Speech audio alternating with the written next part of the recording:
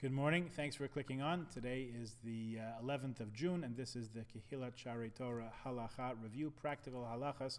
We're talking about the various customs and laws that obtain when a person is traveling by air.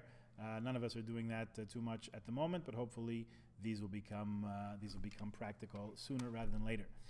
The status of the washroom, the bathroom on the airplane, is an interesting important idea in halacha, because usually we try to avoid washing our hands for bread, taking a cup and washing our hands for bread before we eat a meal using the washroom. We'd rather do it in the kitchen sink. Some people even have a dedicated sink built into their house close to the dining room for this purpose, in the dining room itself or in the hallway next to it.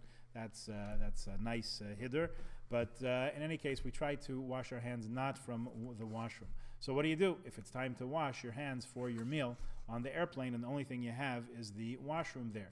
You're not going to go back to the galley and start bothering the flight attendants can I use your sink? I need to wash.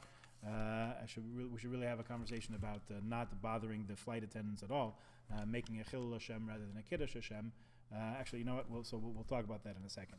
So let's just say this: since most of the poskim write that the washroom on an airplane does not have the same status as your bathroom at home or in your office, you can, in fact, wash your hands for a meal there. Similarly, one who entered the washroom there on the plane and did not use the facilities would not need to wash their hands on exiting, as is usually the case when you enter a washroom. The halachic status of a latrine is an unclean place, a not very clean place.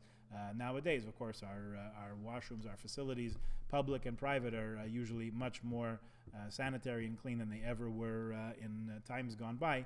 Nevertheless, we keep that reminder by making sure that we wash our hands when we exit the washroom. Okay, so there's a couple things to deal with that, but let's just insert a little word here about making a kiddush Hashem when we fly.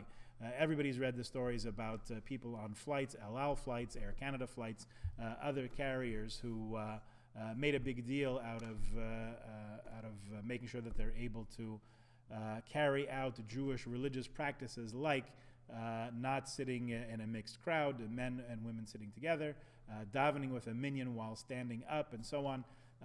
Which while they have, can we say, their hearts in the right place, in other words, the intentions are noble, nevertheless the way they're carried out, by and large, bring about a chilul Hashem. They bring about desecration of God's name. They cause people to think badly about the Jewish people by causing a lot of trouble for the flight attendants who aren't necessarily familiar with all this and getting in their way when they're serving. If you have 10 men standing at the back of the plane near the galley, the airplane kitchen, and the flight attendant staff is trying to serve the meals, you're blocking them. You're in the middle of Shemona Esrei. Of course, you can't move in the middle of Shemona Esrei, so they're standing behind you saying, why won't this man just move? Why is he ignoring me? So it's not a good situation. Rabbi Auerbach, I believe, Shlomo Zalman Auerbach, who passed away some years ago from the last generation, was of the opinion, if I'm not misquoting him, that one could daven in one's seat, in one's airplane seat, with the seatbelt strapped on, up to and including Shemona Esrei, Aleinu, all those things that we usually say while we're standing. A question of danger, also a question of chilul Hashem, of making people think poorly of Jews. God forbid, we don't want to cause any of that. So a person can certainly avail themselves of sitting particularly when requested to do so by the flight staff. Okay, we'll continue talking about this tomorrow. Please join us then. Have a good day.